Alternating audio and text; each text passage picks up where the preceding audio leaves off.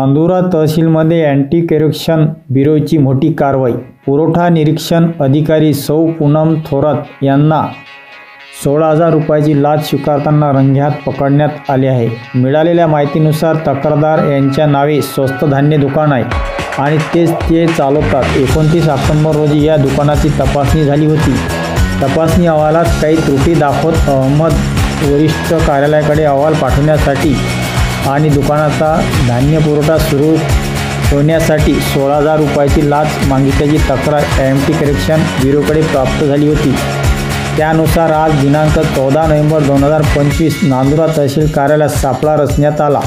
हा सापळा कारवाई दरम्यान पुरवठा निरीक्षण अधिकारी पूनम थोरात यांनी तक्रारदाराकडून 16,000 रुपये लाच स्वीकारताना त्यांना अँटी करप्शन ब्युरोच्या पथकाने रंगेहात पकडले। या प्रकरणी आरोपीविरुद्ध भ्रष्टाचार प्रतिबंधक कायदा 1988 अंतर्गत गुन्हा नोंद करण्याची प्रक्रिया सुरू आहे।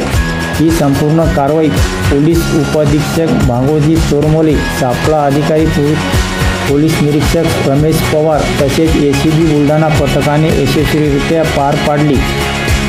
अँटी करप्शन ब्युरोचे आवाहन: शासकीय कर्मचारी लाच मागितल्यास तात्काळ तक्रार करा। संपर्क क्रमांक 07262 24 25 48।